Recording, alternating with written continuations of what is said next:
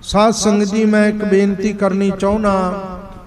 Calendar बनाउण वालियां ने अपनी मर्जी दे नाल धन गुरु नानक साहब जी दे नाम दा दुरउपयोग कीता। नाम रखिया नानक शाही कैलेंडर कि संगतां दे विच इह भुलेखा खड़ा कीता जाए कि जे कोई विरोध करेगा असीं ये प्रापे कंडा करांगे कि गुरु नानक साहब दे नाम दे कैलेंडर दा विरोध करदे है। ते विच सारी मनमत लिखी सारी दी सारी 101% सारे गुरपुरबां दीयां तरीकां बदलियां। सिख दिहाड़े सगरांदां दे दिहाड़े बदले, शहीदां दे दिहाड़े बदले। कोई इतिहासक प्रमाण नहीं लिया, कोई गुरबाणी दा स्रोत नहीं लिया और अपनी मर्जी नाल पंथ उत्ते थोप दिता। ते गुरु अर्जन देव जी दी शहीदी दा दिन किहड़ा रखिया? 16 जून। क्यों रखिया? कि ये गल मौके दी सरकारां दे हक दे विच रखी गई कि संगतां विचों ये भुलेखा निकल जाए कि हिंदुस्तान दी सरकार ने गुरु अर्जन देव जी दे शहीदी दिहाड़े ते हमला नहीं कीता सी, गुरपुरब तां बाद विच मनाया सी। देखो किड्डी कोझी चाल। हिंदुस्तान दी सरकार दे जुल्म नूं जुल्म तो मुक्त करना, उन्होंने निर्दोष साबित करना कि गुरु अर्जन देव जी के दिहाड़े ते नहीं ये हमला होया, हमला पहला हो गया। 16 जून तां रखी मन विच कपट रख के। सो खालसा जी इस करके साडा कैलेंडर की है? साडा कैलेंडर श्री गुरु ग्रंथ साहब जी दे विच आप गुरु अर्जन देव जी दे के गए है।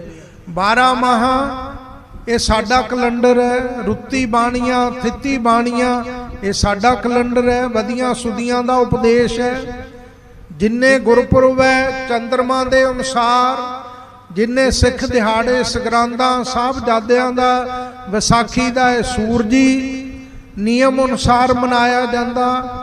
और साध संगत जी 38 साल पहला अज दे दिन हिंदुस्तान दी जालम सरकार श्री गुरु अर्जन देव जी दे शहीदी गुरपुरब ते हमला कर रही सी। फिर देख लो अज ही वो दिहाड़ा आ गया। इस करके इन्हां लोकां दीयां चालां तो भी नाल नाल सावधान रहना है मेरी बेनती है। गुरु काल दा जो कैलेंडर चलिया आ रहा, जिसनूं गुरु साहिबाना ने भी प्रवान किया, गुरु साहिबाना ने आप उसनूं पंथ विच लागू किया, ते सानू बदलण दा कोई हक नहीं है। सगरांदा भी गुरु साहब ने निश्चित कीतियां, मस्या भी पुन्नियां दे दिहाड़े भी गुरु साहब ने नियत कीते है। और इसे तरह थित्तियां द्वारा भी उपदेश गुरु साहब ने दिता। गुरु नानक साहब तो लैके 10वें पातशाह तक सारे गुरपुरब गुरु काल दे विच ही प्रातन परंपरा अनुसार मनाए जाते रहे और बाद विच भी गुरसिख मनाउंदे रहे। भाई मनी सिंह, बाबा दीप सिंह जी, सरदार जस्सा सिंह आलूवालिया, नवाब कपूर सिंह, जथेदार अकाली फूला सिंह, भाई गुरदास बाबा बुढ़ा जी, इन्हां गुरसिखां नालों असीं ज़्यादा वड्डे बन गए, इन्हां तो ज़्यादा सियाणे हो गए।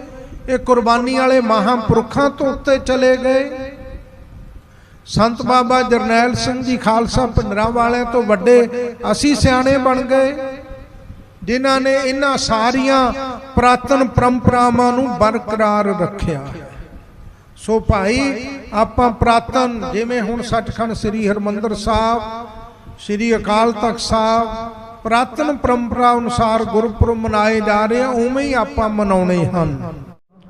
संतां दे समय विच ही एक वेरी वड्डे साहबजादियां दा शहीदी दिहाड़ा धन बाबा अजीत सिंह जी, धन बाबा जुझार सिंह जी दा आ गया। उसे दिन ही 10वें पिता जी दा प्रकाश गुरपुरब अवतार धारण दा गुरपुरब आया। दोनों की कथा की, वड्डे साहबजादियां दी शहीदी दी भी और 10वें पिता जी दे अवतार गुरपुरब दी। पर इस मर्यादा च कोई फर्क नहीं पैण दिता। आ जिहड़ा पुरे वाल कैलेंडर जिहा चुक्की फिरदा, इहने सारे पुरातन गुरु साहिबानां दे गुरपुरब बदल दिते, अपनी मर्जी नाल ही तरीखां बना दित्तियां, अपनी मर्जी नाल ही शहीदां दे दिहाड़े सगरांद जिहड़े सिखां दे सिख दिहाड़े सगरांदा बदल दित्तियां, मनमत जिन्नी वड्डी कीती और उस तरह साडे आगूआं ने प्रवान कर लिया अखां मीच के, ना वेख्या कि गुरबाणी की कहंदी है। गुरबाणी भी की इस कैलेंडर नूं मानता दंदी है? बिल्कुल नहीं दंदी। नाम रख लिया नानक शाही, ना इतिहास ने ना रहतनामिਆਂ ने। सिखां दा वखा कैलेंडर है, वखरा जी वखरा। वो कैलेंडर नहीं वखरी होंद दिखाउणी हुंदी तां फिर दसम पातशाह 1699 30 मार्च नूं सच्चे पातशाह तख्त श्री केसगढ़ साहब अमृत छकाउंदे 5 ककार क्यों पाउंदे? फिर एक एक कैलेंडर दा कागज वर्का फड़ा दिंदे सिखां दे हत्थ विच चुक के, भी आही तुहाडी विलखण वखरी पहचान है, सिर ते रख के तुरे फिरो। ये कोई साडी वखरी पहचान अते होंद नहीं। ये तां साडे इतिहास नूं विगाड़िया गया, गुरबाणी दे सिद्धांतां नूं बदलिया, रहतनामिਆਂ नूं। हुण साध संगत जी कल नूं श्री गुरु अर्जन देव साहब जी दा शहीदी गुरपुरब आ रिहा और जून 84 च भी 38 साल पहला इसे दिन ही महाराज दा शहीदी गुरपुरब सी। ते नानकशाही कैलेंडर दे बनाउण वाले ने अपनी मर्जी नाल ही 16 जून रख दित्ती है कि 16 जून नूं गुरु साहब दा शहीदी गुरपुरब मनाया करांगे। ते फिर जून 84 दा घल्लू घर आ कि जिहड़े दिनां विच सतगुरु जी दा शहीदी गुरपुरब मना रहे सी, सारा पंथ सिख संगतां सचखंड श्री हरमंदर साहब श्री अकाल तख्त साहब, ते वो कित्थे जाएगा?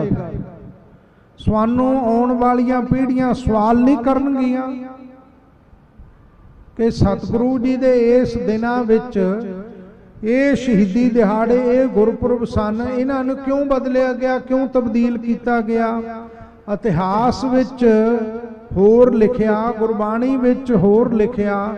इतिहास ते गुरबाणी दा सुमेल है प्राचीन जो पुरातन कैलेंडर है, ते बना दिता तुसीं अपनी मर्जी नाल, ना उहदा इतिहास नाल मेल है ना गुरबाणी नाल। ते साडे कोले की जवाब होएगा? कोई जवाब नहीं। असीं इतिहास नूं भी बदलिया, गुरबाणी नूं भी बदलिया। एडी वड्डी मनमत करके पंथ दे उत्ते ठोस दित्ती गई। अता सतगुरु जी की कृपा हुई, दमदमी टकसाल ने अगे हो के सारे पंथ विच होका दिता कि मनमत नहीं चलन देनी। और फिर किते जाके दोबारा पुरातन कैलेंडर गुरु साहिबाना दे गुरपुरब सिख दिहाड़े वो सही तौर पर जो पंथ 500 साल तो कह लो 300 साल तो कह लो मनाउंदा आ रहा, उवें लागू होए। सो साध संगत जी इस करके आपां इह गल दा बहुत ख्याल रखना। सो भाई कहण तो भाव यह है कि अज जिथे एडे एडे गुरसिख होए महापुरख होए, उन्होंने तो गुरु साहब के उत्ते कोई उंगल नहीं चुकी, ना कोई सवाल उठाया। असी वध सियाणे बन गए अज। सो कहण तो मुराद देखो, एक दिन ही वड्डे साहबजादियां दी शहीदी आ गई, उस दिन ही 10वें पातशाह का गुरपुरब आया। दोनों ही महापुरखों ने मनाए, साहबजादियां दा शहीदी दिहाड़ा भी और 10वें पिता जी का अवतार गुरपुरब भी। सो अज भी साध संगत जी जिथे घल्लू घारे का शहीदी दिहाड़ा दूसरा है, 2 जून है, उत्थे अज महापुरखों का आगमन जन्म दिहाड़ा है। सो मैं सारिया संगतां नूं महापुरखों के जन्म दिहाड़े की लख लख वधाई दिना। बड़े प्रेम नाल उन्हां नूं आपां याद कीता ते करना है।